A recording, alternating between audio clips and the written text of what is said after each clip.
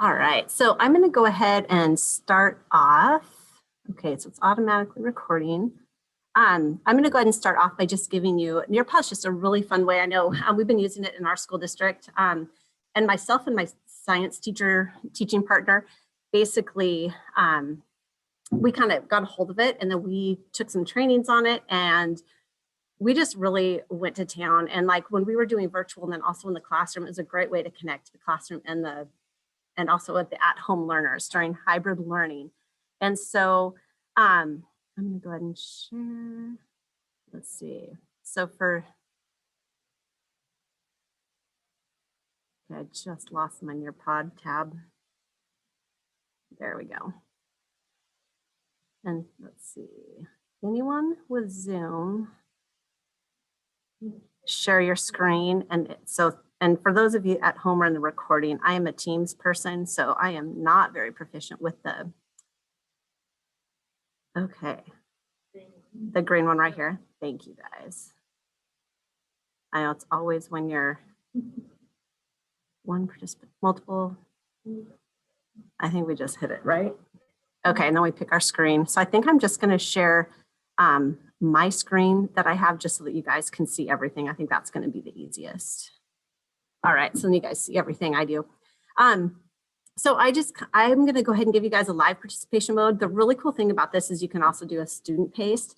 And I found with student paste, you can just send students a link so they can still complete the lesson. Like, first of all, if they were at home or if they were absent, and it has been so handy, especially with kids leaving for COVID because they had a close contact or whatever. And then if kids are absent, you can just send them the student paste link. And yes, they don't get the teacher interaction and the discussion of in class, but it's sure better than nothing. And it's still interactive. They can still learn that piece. So we're going to go ahead and just buzz through kind of an anaerobic, aerobic. Basically, we're just going to run through that. But if you guys go to nearpod.com, I'm going to go ahead. I can either send you the link. Like I like to send links through Teams in class, and then they just have to click on it and then they log in. You can send it out through Microsoft Teams, which is what we do. And then you can also do it through Google Classroom, it's so easy to use. But what you can also do is you can join at nearpod.com, which I was going to have you guys do, so I didn't have to collect emails and everything. But that if you enter in that code, the JYTKI, you guys can go ahead and join. And I typically, like you can see, I'm going to show you the teacher side up here so that you guys can see, because you guys can actually see the student version. And so I always start with like an entry task, like, hey, what were you guys learning? Yesterday? And then so as they're coming in and getting logged in, I always have like an activity. And so you guys can kind of see, this is what I'm seeing, and I can see immediately, oh, this student gets it, this student didn't. And then I can automatically kind of talk to them about, hey, and take care of any misconceptions, right? So that's really pretty cool. And then you guys can see how easy it is to interact. This is a draw it activity. You can upload any PDF to this and have them label a picture. You can have them color. We've done, like with this one at the end, we do like a coloring activity on like a mitochondria or anything like that. But you can quickly see if kids are following directions. You can say, hey, you guys read the directions. Everyone's missing step number 2, but you get that immediate feedback, which is really cool. And then it's a good way to have like a quick entry task. And then typically I'll go into like the learning targets. So you can kind of look at, this is what we're going to be learning for the day. And then typically in that next one, I'll say, just for a pre-assessment, I'll say, which essential questions could you already answer, so that I kind of have an idea of who's proficient in what and what I should maybe spend a little more time on. And so you can do PowerPoint, you can do Google Slides. How many of you guys are use like the Google Classroom? Both. I was in my own school, but I don't know. Okay. So I will show you at the end. What was that? It possibly could. I know it works really well with PowerPoint and then also Google Slides. And if we have time, at the very end, I'll show you really quick how to transition a Google slide and take it straight into Nearpod. You just have to add the add-on, and it is so slick. What I typically do is I use the snipping tool. Like if I'm using a PowerPoint that I have that's already done, I'll use the snipping tool, save it as an image, and then I'll bring it in. And when I'm creating it, I'll actually create this background. I'll create the slide as a background so that I get that slide. If you can also put these slides in the draw it form, so kids can actually annotate, and they can also like draw on their own slides. But I found that that was really hard to assess. Like then when you look at the reports, you've got so many assignments to look at. So, I mean, we dabbled a little bit with that, but that was really challenging. However, our school actually bought a license. And so if you were to, let's say a kid's having a misconception on this, you can open up the whiteboard and you can actually draw on here and make some notes or do a diagram. I've used that quite a bit, like if a kid's having a misconception. And then you can go ahead and just close out of that. You can go step by step back to where you were, and then you can easily just close the whiteboard. The other thing that I like, right here, you can switch to student view. And that way you can show students what you're seeing. But I also, if I'm teaching this in class, I'd normally keep my teacher screen here, and then I would project and I'd be running, I would log in and have a student view too, so that I could do it in front of them. And I found in the classroom, that was the easiest. I go ahead and join in with the kids, and I have my teacher screen here that I keep to myself, and then I'll share that one, and then I can work through some problems if they have any questions. But yeah, so then after that, we might do like just a quick fill in the blanks. So I just wanted you to see what a fill in the blank might look like. And there's so many different activities. I was really trying to keep it simple for time. But you can do this fill in the blanks, and then you can click on here and you can view answers, and I can actually share that with the students. Oh, someone's in, thank you. And then how do I do it? Oh, thank you. So then that would be one way that you could, share your answers. And then, you know, if the kids are struggling, you can go ahead and do that. It shows you right here, this person got a 2 out of 2. Some people, it shows that it took them a couple of times. So then the other thing you can do is play a video. And I love this. And I wanted to kind of show you 2 different things, but I typically use the teacher plays because then I can just share my screen with the class. And so I would typically say teacher would play, continue. Like if I'm doing a live stream through Teams, they'd have to toggle back to their Teams where I'm sharing my page or sharing my screen like on Teams, or you could do that through Zoom also. But you could play it in class. And then what I kind of like about this, and it looks like we don't have sound, but you can either just play the video and let the kids watch it, or like there's these embedded questions. So if I were to skip forward to this, you can actually watch it, and then it's really easy to embed like a question. And so I kind of like doing that, so it breaks up the video a little bit. So then if we get to the question, it'll ask you on your page the type of cellular respiration that we have been discussing so far has been, you know, so we've really been talking about aerobic, and then today we're talking about anaerobic. And so hopefully the kids could do that. As they answer, you can actually share this screen with your kids and put that up on the screen. And then once again, you can insert any YouTube video. It's really nice. We really like Amoeba Sisters, Paul Anderson, Bosman Science. There's a lot of TED Ed. There's a lot. But what's really nice is you can see those answers come in. You can share the results with the students. It's really nice. Now with the collaboration board, this is like one of my absolute favorites. With the collaboration board, you can choose to actually, you can okay them before they go up on the board, which I absolutely love. So I always click yes. The other thing you can do is if you look right down here, you can hide student names. So to be anonymous. So then this way you can't see who's writing what. So kids feel more comfortable to share. And then I found that when I do hide the names, kids share a lot deeper thinking, and it actually works pretty good. So I don't know if someone would want to just type something up here. Typically, I'll have something come up. But yeah, so what is one thing that you learned about anaerobic respiration? So if someone could just type in, it can be just anything. So this will come up. I have it set so I approve it. So I approve it. And then you'll see just tons of ideas come up. So kids can actually see that and see all the feedback. There's immediate just collaboration from all students. And then you can go around, and as a student, you can like all of these.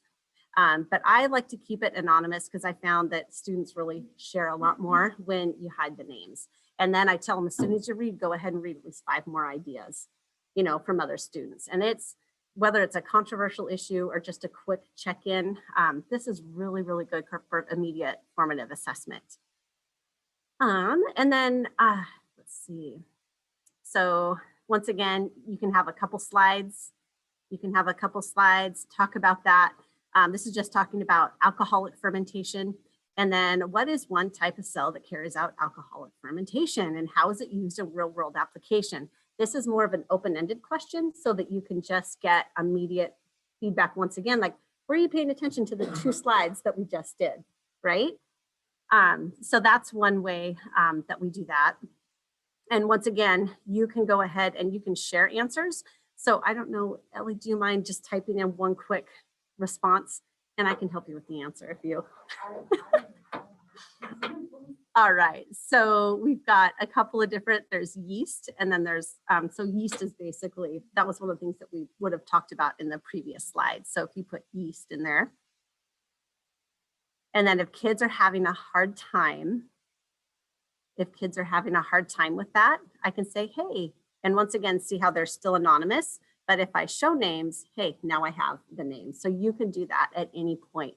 And so I'm like, hey, Ellie's got a great answer. I really want to share that.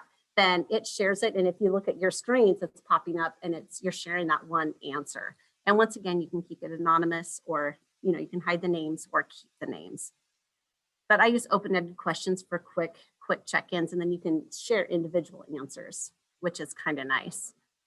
So once again, then we're going to move into lactic acid fermentation. I always like to bring in, because I'm a dairy person, love to bring in cheese, yogurt, sour cream, and how bacteria is commonly used, you know, in the fermentation process, and lots of examples. And then once again, we have another one of those quick check-ins. I'll do a couple slides. I mean, just so it's not a snore fest, right? And then right here, here's another way to apply the draw it. I love draw it because it gets the kids engaged in different pictures, and it can kind of show you how they can analyze and try to look at their thinking. But if you look at, and you can click on this and make it kind of big.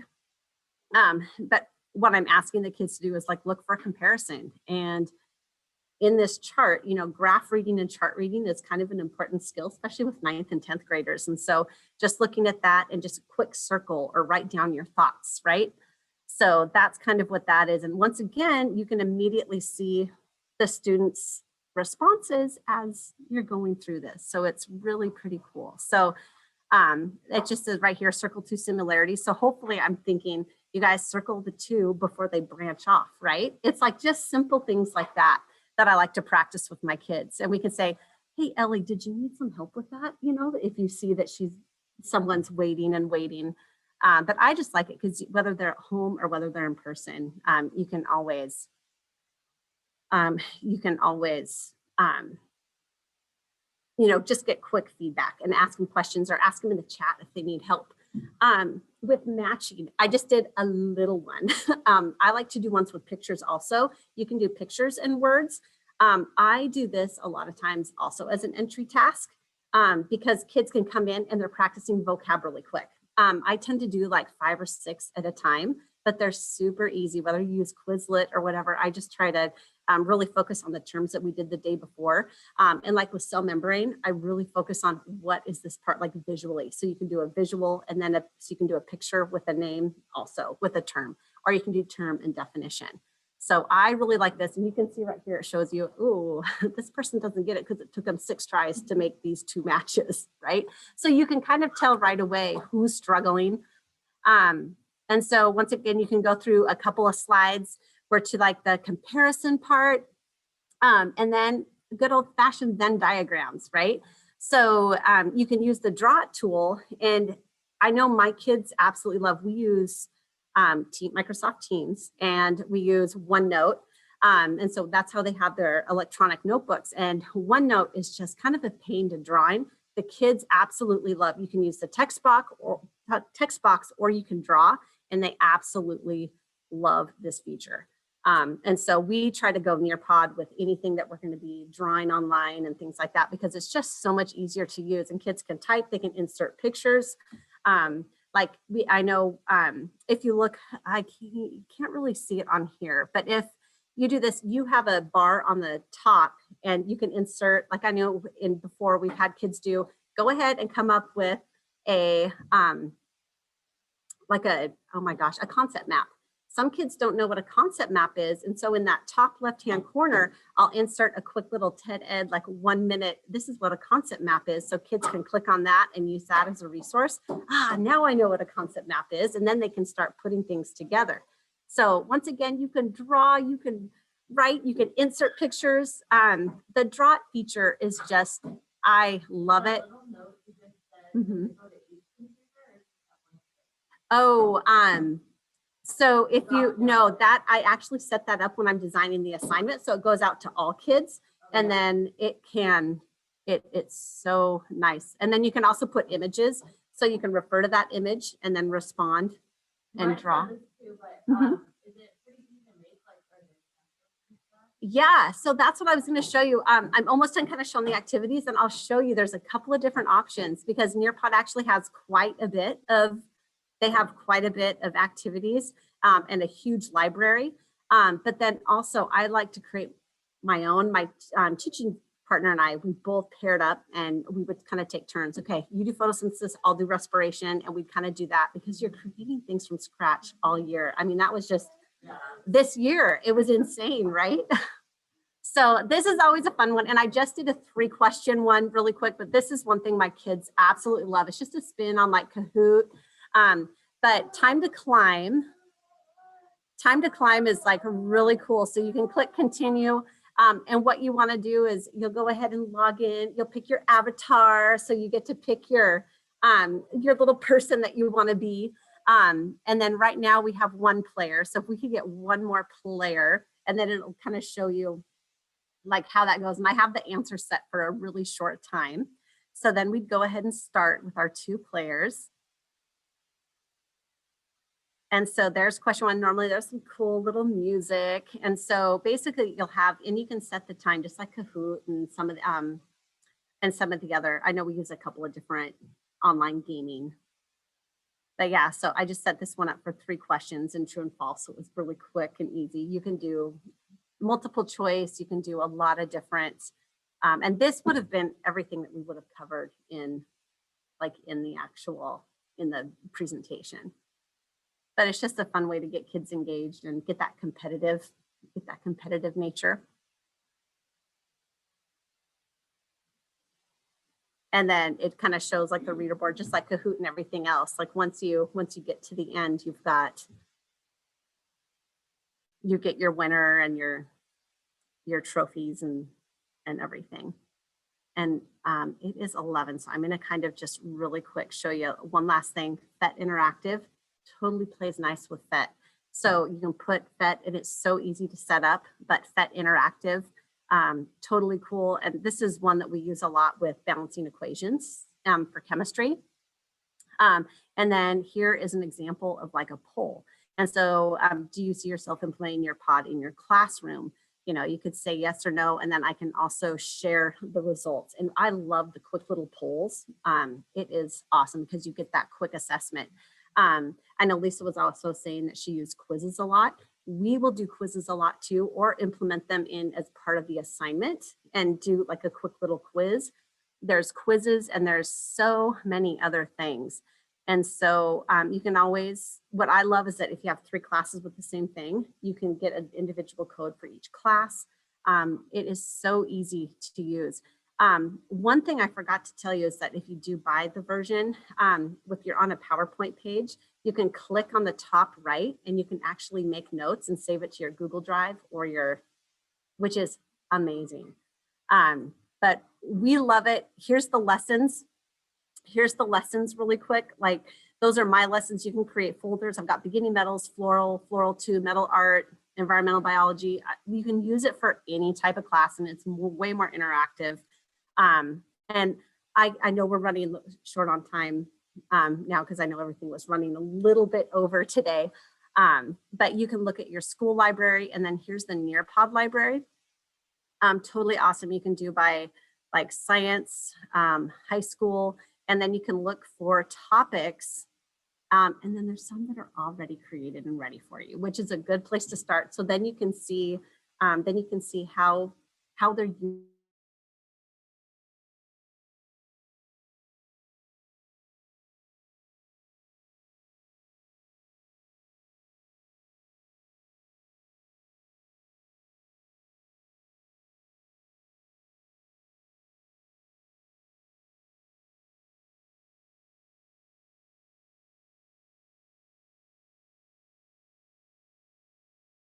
Been using it all year, and like we just keep getting a little bit better, you know, every time. And then the last thing I just wanted to show you is like reports, and this will show report data. So I did carrying capacity. That's kind of where we finished up at the end of the year. Well, I can look at my 3rd period class, and I can look at my 2nd period class. All right, so I had 19 students complete it. And then if you look down here, I can see, okay, 100%, oh, Andrew didn't do so hot, you know, he did 0, but then we had 75%. And you can see at the end of the year, things were just, kids were interacting or not, but you can kind of see 100% versus 50%, 70%. And so you can kind of give them quick grades on that as well. And I wish I had a little more time to show you how easy it was to do a Google slide. But if you, in Google Slides, if you do the add-on, Nearpod is actually one of the add-ons. And so once you do that, you can just open it up. And then once you have your add-ons, click on add-on and then Nearpod.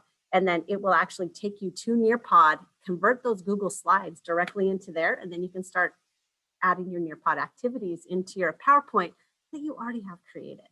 And so, yeah, Google Slides, super easy. It's super easy for the kids to use. And I just wanted to kind of show you guys how some of the activities worked and how we use them. And I know I didn't really get to do a good matching, but the vocab practice, the matching, the draw it, there's so many things you can do with it. That's pretty cool. And so I know I see us using it. We will never go back to just a plain PowerPoint or Google slide again.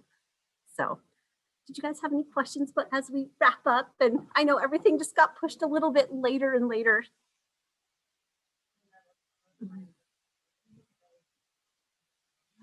Okay.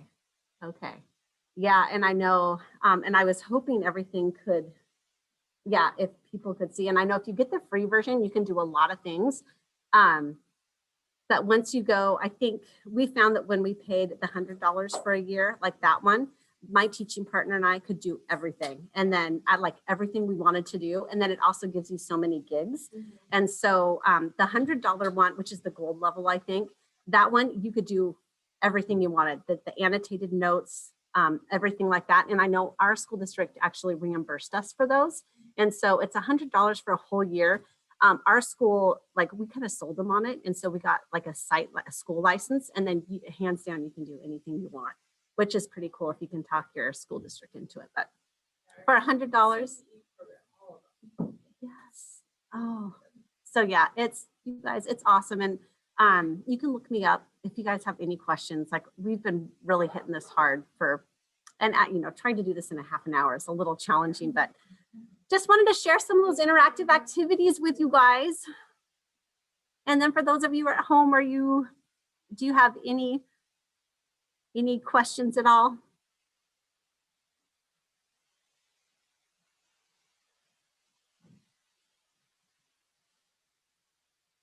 All right, so I think I'll probably go ahead and end the meeting then. And thank you guys. If you have any questions, just go ahead and email me, Rhonda Juergens, and I'm at Nooksack, so you can look me up and feel free to email me. Yeah.